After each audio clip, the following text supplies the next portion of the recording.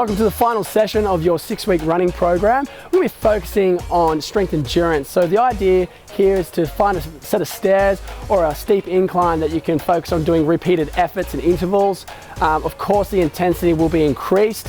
It's going to be a lot of tax on the body. However, the benefits behind running uphill or up a set of stairs is not only going to be able to increase the intensity and working your cardiovascular system, but you're going to be able to do it with less impact than you would if you ran a sprint on a flat surface. So it's great for your joints, it's good for beginners to start with as well, and obviously it's going to be specific. So whether you're doing the City2Surf or any other sort of trail running or any other marathon, if it's going to have incline in there, it's great to condition the body for it. So you can imagine that we're going to be looking and focusing on your stride mechanics and in terms of making you as efficient as possible with each stride, because not only have to move forward, but you've got to move forward and up. So your body's got to really recruit a higher demand of muscle fibers per stride, and if you continue to stress this in an appropriate manner that's conditioned to your training history, whether you're beginning or you've got a good running base, if you stress this enough, you're going to have good adaptations. You're going to have a stronger stride. You're going to be able to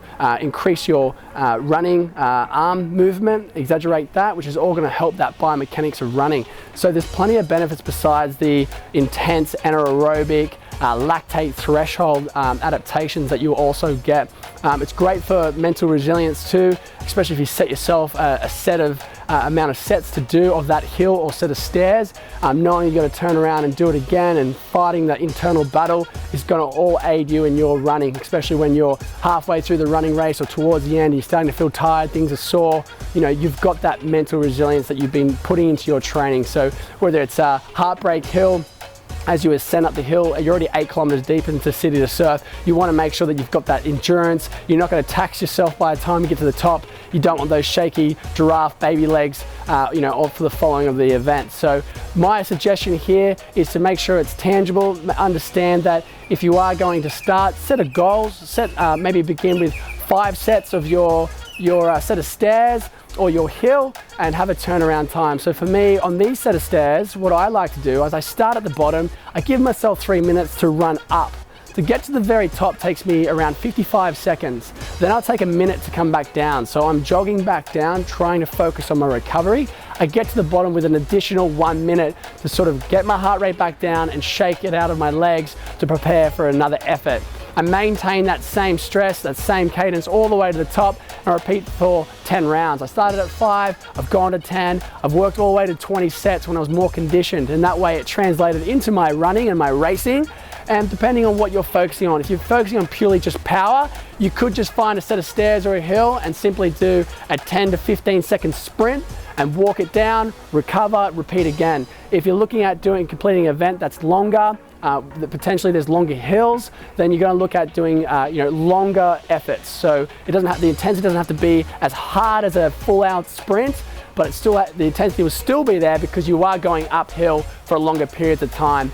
There's plenty of races out there where hiking, walking with purpose is your only alternative.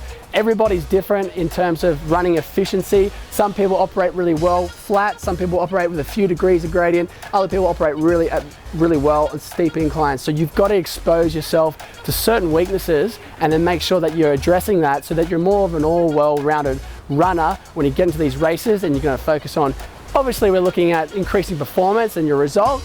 But if you expose yourself to different stimuluses, you're going to bulletproof yourself. So if you ever get into a race or any sort of activity and you've got certain stresses happening, you've done it before, your body's accustomed to it. So I really do suggest, just like your speed training, have a great warm-up before starting your intervals. Whether you do a run before you get to your location, or you just do some slow strides, purposeful movement before starting your sprint session up the stairs. That way you're not going to pull a hamstring, tear Achilles or calf. You don't need that during your training event. Okay, 6 weeks of training, there's enough tax on the body. The last thing we want to do is be disciplined, do the training and injure yourself before the event. So find a set of stairs or a hill and get into it.